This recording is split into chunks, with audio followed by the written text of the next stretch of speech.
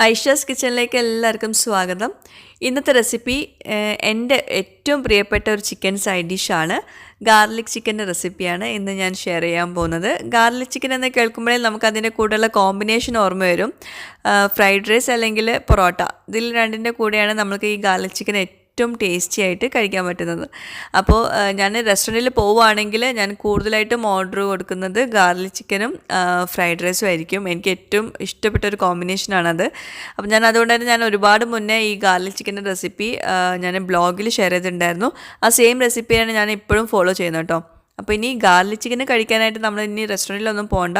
പലരും പറയുന്നുണ്ടാവും നമ്മൾ ഈ റെസ്റ്റോറൻറ്റ് സ്റ്റൈലിൽ ഗാർലിക് ചിക്കൻ്റെ ടേസ്റ്റ് വേറെ തന്നെയാണെന്നുള്ളത്. അപ്പോൾ സെയിം ടേസ്റ്റിൽ നമുക്ക് ഇനി മുതൽ വീട്ടിലുണ്ടാക്കാം. അപ്പോൾ എല്ലാവരും ഈ റെസിപ്പി ട്രൈ ചെയ്യുമെന്ന് വിചാരിക്കുന്നു. സൂപ്പർ ടേസ്റ്റാണ്, അടിപൊളിയാണ്, ഈസിയാണ് റെഡിയാക്കാൻ. പിന്നെ അതുപോലെ നമ്മുടെ ഐഷാസ് കിച്ചൻ ഇപ്പോൾ 4 lakh സബ്സ്ക്രൈബേഴ്സ് ആയിട്ടുണ്ട്. ഞാൻ ഒട്ടും പ്രതീക്ഷിച്ചിട്ടില്ല ഇത്രയും പെട്ടെന്ന് 4 lakhs ആവുന്നൊക്കെ. അപ്പം അതിൻ്റെ ഫുൾ ക്രെഡിറ്റ്സ് എൻ്റെ വ്യൂവേഴ്സിന് തന്നെയാണ്. അത്രയും എന്നെ സപ്പോർട്ട് ചെയ്യുന്നുണ്ട്. എല്ലാവരും കമൻറ്റ് ചെയ്തിട്ടും പേഴ്സണൽ മെസ്സേജ് ചെയ്തിട്ടും ഒക്കെ എന്നെ സപ്പോർട്ട് ചെയ്യുന്നുണ്ട്. ഒരുപാട് താങ്ക്സ് ഉണ്ട്. അപ്പം എല്ലാവരും തുടർന്നും സപ്പോർട്ട് ചെയ്യുമെന്ന് വിചാരിക്കുന്നു. പിന്നെ ഇതുവരെ സബ്സ്ക്രൈബ് ചെയ്യാത്തവരുണ്ടെങ്കിൽ ഒന്ന് സബ്സ്ക്രൈബ് ചെയ്യാം കേട്ടോ ഈ ചാനൽ. അപ്പം അവിടെ കാണുന്ന റെഡ് സബ്സ്ക്രൈബ് ബട്ടൺ ഒന്ന് പ്രസ് ചെയ്യുക. അതിൻ്റെ കൂടെ ഒരു കുഞ്ഞു ബെല്ലൈക്കൺ കൂടിയുണ്ട്, അതുകൂടെ ഒന്ന് പ്രസ് ചെയ്യുക. അപ്പോൾ ഞാൻ വീഡിയോസ് അപ്ലോഡ് ചെയ്യുമ്പോൾ നിങ്ങൾക്ക് നോട്ടിഫിക്കേഷൻ വരും. അപ്പോൾ ഒരു വീഡിയോസ് നിങ്ങൾക്ക് മിസ്സാവില്ല. അപ്പോൾ നമുക്ക് ഇന്നത്തെ super tasty chicken side dish എങ്ങനെ തയ്യാറാക്കുന്നത് നോക്കാം. ആദ്യം ഞാൻ ചിക്കൻ ഒന്ന് മാരിനേറ്റ് ചെയ്തെടുക്കുന്നുണ്ട്. അതിനായിട്ട് ഞാനൊരു ബൗളെടുത്തിട്ട് അതിലേക്ക് ഞാൻ 1 ടീസ്പൂണ് ഗാർലിക് പൗഡറും പിന്നെ 1 ടീസ്പൂണ് കുരുമുളക് പൊടിയും പിന്നെ ഒരു 2-3 ടീസ്പൂണ് സോയ് സോസും ഒഴിച്ചു കൊടുത്തിട്ട് നന്നായിട്ടൊന്ന് മാരിനേറ്റ് ചെയ്തെടുക്കണം.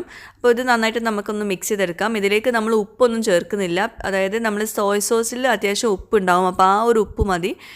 ഞാനിപ്പോൾ ഇതിലേക്ക് ചിക്കൻ ചെറിയ പീസാക്കിയിട്ട് കട്ട് ചെയ്തിട്ട് ഇട്ട് കൊടുത്തിട്ടുണ്ട്. 1/2 കിലോ ചിക്കനാണ് ഞാനിപ്പോൾ ഇവിടെ എടുക്കുന്നത്. ചിക്കന് നന്നായിട്ട് കഴുകിയിട്ട് വെള്ളമൊക്കെ നന്നായിട്ട് ഡ്രെയിൻ ചെയ്തിട്ട് വേണം ഈ ഒരു മാരിനേഷൻ ചെയ്ത് കൊടുക്കാൻ. ഇനി ഇതിലേക്ക് ഒരു വലിയ ടേബിൾ സ്പൂൺ നിറയെ മൈദപ്പൊടിയും പിന്നെ ഒരു വലിയ ടേബിൾ സ്പൂൺ നിറയെ കോൺഫ്ലോറും ചേർത്ത് കൊടുത്തിട്ട് വീണ്ടും ഒന്നുകൂടെ മിക്സ് ചെയ്തെടുക്കുക. നമ്മൾ ആദ്യം ഫസ്റ്റത്തെ മാരിനേഷൻ കൊടുത്തിട്ടാണ് രണ്ടാമത്തെ മാരിനേഷൻ ചെയ്യുന്നത് കേട്ടോ. പിന്നെ ഇതിലേക്ക് വേണമെങ്കിൽ മുട്ടയുടെ വെള്ള ചേർത്തിട്ട് ഒന്നുകൂടെ മാരിനേറ്റ് ചെയ്തെടുക്കാം. ഞാനിപ്പോൾ അത് ചെയ്യുന്നില്ല, കാരണം അതിൻ്റെ ആവശ്യം വരുന്നില്ല. വേണമെങ്കിൽ നിങ്ങൾക്ക് അങ്ങനെ ചെയ്യാം. അപ്പോൾ ഞാനിത് ഉടനെ തന്നെ ഇത് ഫ്രൈ ചെയ്തെടുക്കുകയാണ്. ഡീപ്പ് ഫ്രൈ ചെയ്തെടുക്കണ്ട, എന്നാലും അത്യാവശ്യം കുറച്ച് എണ്ണ വേണം. ഇതുപോലെ ഫ്രൈങ് പാനിൽ എണ്ണ ചൂടാക്കിയിട്ട് ഇട്ട് കൊടുക്കുക. വല്ലാണ്ട് എന്താ പറയുക, നന്നായിട്ട് ക്രിസ്പി ഒന്നും ആയിട്ട് എടുക്കണ്ട, ജസ്റ്റ് ഒന്ന് സോഫ്റ്റ് ആയിട്ട് വന്നാൽ മതി. പിന്നെ ഞാൻ പറഞ്ഞല്ലോ, ഡീപ്പ് ഫ്രൈ ചെയ്യേണ്ട, ഷാലോ ഫ്രൈ ആണ് ചെയ്യേണ്ടത്. പക്ഷേ അത്യാവശ്യം എണ്ണ വേണ്ടി വരും ഫ്രൈ ചെയ്യാൻ. അതൊന്ന് ശ്രദ്ധിക്കുക കേട്ടോ, കാരണം നമ്മളിത് ഫ്രൈ ചെയ്യുന്നതിനനുസരിച്ചിരിക്കും ആ ചിക്കൻ്റെ ടേസ്റ്റൊക്കെ. അപ്പോൾ നമ്മുടെ ഒരു ബാച്ച് ഇപ്പോൾ റെഡി ആയിട്ടുണ്ട്. 2 സൈഡും ഏകദേശം ഒന്ന് കുക്കായി കിട്ടിയാൽ മതി. വല്ലാണ്ട് നമ്മൾ ക്രിസ്പി ആക്കി എടുക്കണം. അങ്ങനെ വരുമ്പം ചിക്കൻ ഭയങ്കര ഹാർഡായി പോവും. അപ്പോൾ നമുക്ക് ഇത് കോരി മാറ്റാം. ഇനി അടുത്ത ബാച്ച് ഇട്ട് കൊടുക്കുക. ഇതുപോലെ തന്നെ ഷാലോ ഫ്രൈ ചെയ്തെടുക്കണം. അപ്പോൾ നമ്മളിപ്പോൾ ചിക്കന് വറുത്തെടുത്തിട്ടുണ്ട്. നമുക്കത് വേറൊരു പ്ലേറ്റിലേക്ക് മാറ്റിയിട്ട് നമുക്കവിടെ മാറ്റി വയ്ക്കാം. ഇനി നമുക്കിതിലേക്കുള്ള ഗ്രേവി ഒന്ന് റെഡിയാക്കണം. അതിനായിട്ട് ഞാനിപ്പോൾ ചിക്കൻ ഫ്രൈ ചെയ്തിട്ടുള്ള ഓയിലുണ്ടല്ലോ, അത് കുറച്ചെടുത്തിട്ട് ഞാൻ വേറെ പാത്രത്തിലേക്ക് ഒഴിച്ചു കൊടുക്കുന്നുണ്ട്. അതിലാണ് നമ്മളിപ്പോൾ ഇതിലേക്കുള്ള ഗ്രേവി റെഡിയാക്കണത്. അപ്പോൾ ഗ്രേവിയിലേക്കായിട്ട് ഞാനിപ്പോൾ ഒരുപാട് വെളുത്തുള്ളി ചെറുതായിട്ട് അരിഞ്ഞതും കുറച്ച് ക്യാപ്സിക്കം പിന്നെ കുറച്ച് കൂടുതൽ സ്പ്രിംഗ് ഓണിയനും ചെറുതായിട്ട് അരിഞ്ഞതും എടുത്തിട്ടുണ്ട്. അപ്പോൾ ആദ്യം നമുക്ക് എണ്ണ ചൂടായിട്ട് അതിലേക്ക് നമുക്ക് വെളുത്തുള്ളി ചെറുതായിട്ട് അരിഞ്ഞതൊന്ന് ചെറുതായിട്ടൊന്ന് വഴറ്റിയെടുക്കണം. ഒരുപാട് ഡാർക്കൊന്നും ആക്കി എടുക്കണ്ട. ഇനി നമുക്കതിലേക്ക് സ്പ്രിംഗ് ഓണിയൻ ചെറുതായിട്ട് അരിഞ്ഞതും ചേർത്ത് കൊടുക്കുക. ഞാൻ കുറച്ചധികം സ്പ്രിംഗ് ഓണിയൻ എടുത്തിട്ടുണ്ട്. നല്ല ടേസ്റ്റാണ് ഈ സ്പ്രിംഗ് ഓണിയൻ ഇട്ട് കൊടുത്തിട്ടുണ്ടെങ്കിൽ. അപ്പം അഥവാ സ്പ്രിംഗ് ഓണിയൻ ഇല്ല എന്നാണെങ്കിൽ അതിന് പകരം നിങ്ങൾക്ക് സാധാരണ സവാള എടുക്കാം. അതും നമ്മൾ ഈ ചില്ലിക്കൊക്കെ അരിയുന്ന പോലെ അരിഞ്ഞെടുക്കണം. ഇനി ഞാനിതിലേക്ക് ഒരു 4-5 പച്ചമുളക് ചേർത്ത് കൊടുക്കുന്നുണ്ട്. അപ്പോൾ പച്ചമുളകിൻ്റെ ഫ്ലേവർ നല്ല ടേസ്റ്റാണ്. അപ്പോൾ കൂടുതൽ വേണമെങ്കിൽ കൂടുതൽ ചേർത്ത് കൊടുക്കുക, എരിവിനനുസരിച്ച് ചേർത്ത് കൊടുക്കുക കേട്ടോ. അപ്പോൾ അതൊന്ന് ചെറുതായിട്ടൊന്ന് വഴറ്റിയെടുത്തിട്ടുണ്ട്. ഇനി അതിലേക്ക് നമ്മൾ സോയ് സോസ് ആണ് ഒഴിച്ചു കൊടുക്കുന്നത്. ഇതിലേക്ക് മെയിനായിട്ടുള്ള ചേരുവ സോയ് സോസ് ആണ്.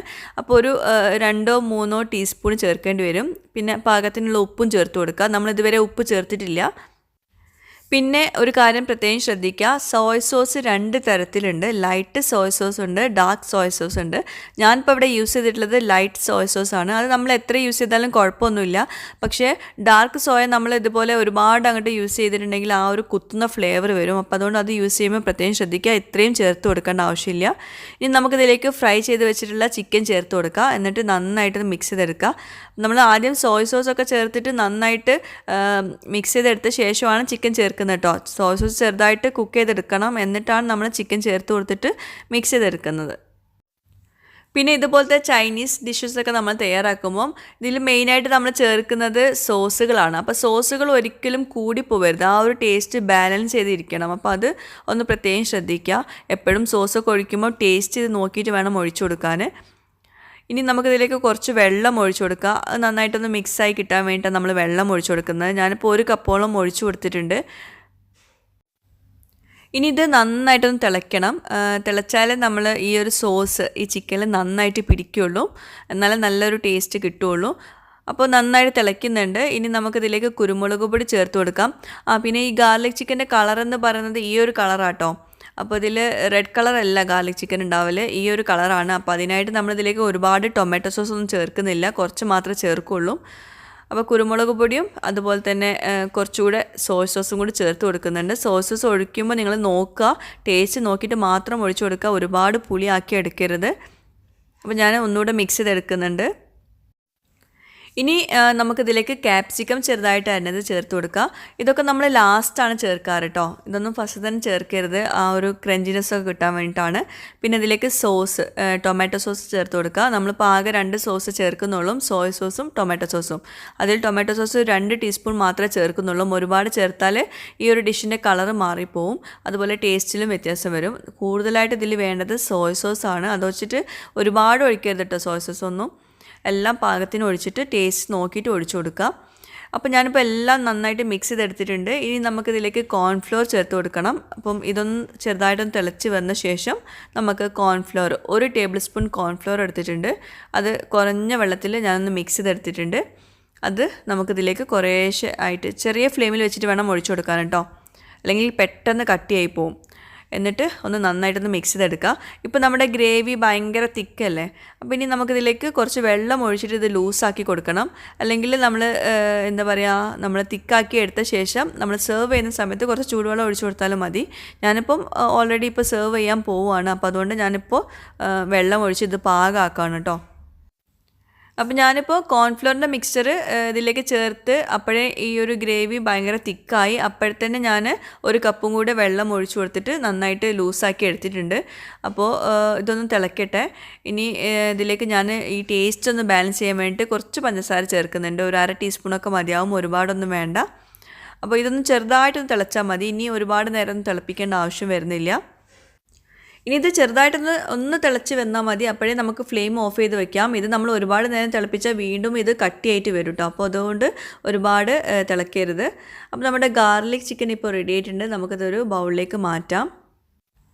പിന്നെ ഇതുപോലത്തെ ഡിഷസൊക്കെ ഉണ്ടാക്കുമ്പം കുറേ പേർക്ക് പറ്റുന്ന ഒരു അബദ്ധമാണ് കോൺഫ്ലോർ ഒരുപാട് മിക്സ് ചെയ്തിട്ട് ഒഴിച്ചു കൊടുക്കും. അപ്പോൾ ഭയങ്കര കട്ടിയായിട്ടുണ്ടാവും.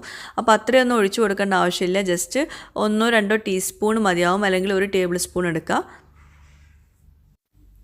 അപ്പോൾ നമ്മുടെ റെസ്റ്റോറൻറ്റ് സ്റ്റൈലിലുള്ള ഗാർലിക് ചിക്കൻ റെഡി ആയിട്ടുണ്ട്. പിന്നെ ഇതുപോലത്തെ ചൈനീസ് ഡിഷസൊക്കെ നമ്മൾ റെസ്റ്റോറൻറ്റിൽ നിന്ന് കഴിക്കുമ്പം അവർ ചെറിയ അളവിൽ അജിനോമോട്ടൊക്കെ ചേർക്കും. സാധാരണ ചൈനീസ് ഡിഷിലൊക്കെ ചേർക്കാറുണ്ട്. അപ്പോൾ കുറച്ചുകൂടെ ടേസ്റ്റി ആവും. അപ്പോൾ നിങ്ങൾക്ക് വേണമെങ്കിൽ അജിനോമോട്ടോ ചേർത്ത് കൊടുക്കാം. നമ്മൾ കുറച്ചുകൂടെ ഹെൽത്തി ആയിട്ട് നോക്കുമ്പം അതിൻ്റെ ആവശ്യം വരുന്നില്ല. അപ്പം ആ ഒരു സെയിം ടേസ്റ്റ് പക്ക അത് കിട്ടണമെങ്കിൽ കുറച്ച് അജിനോമോട്ടോ കൂടെ ചേർക്കേണ്ടി വരും.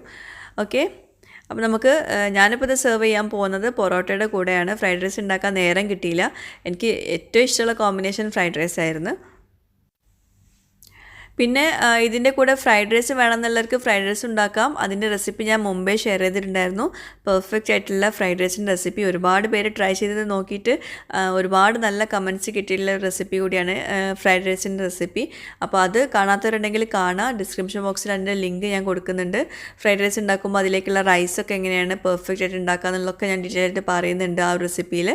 അപ്പോൾ കാണാത്തവരുണ്ടെങ്കിൽ തീർച്ചയായിട്ടും ആ ഒരു റെസിപ്പിയും കാണാം കേട്ടോ. അപ്പോൾ വേറെ നല്ല അടിപൊളി റെസിപ്പിയുമായിട്ട് വരുന്നവരേക്കും ബൈ. Thank you.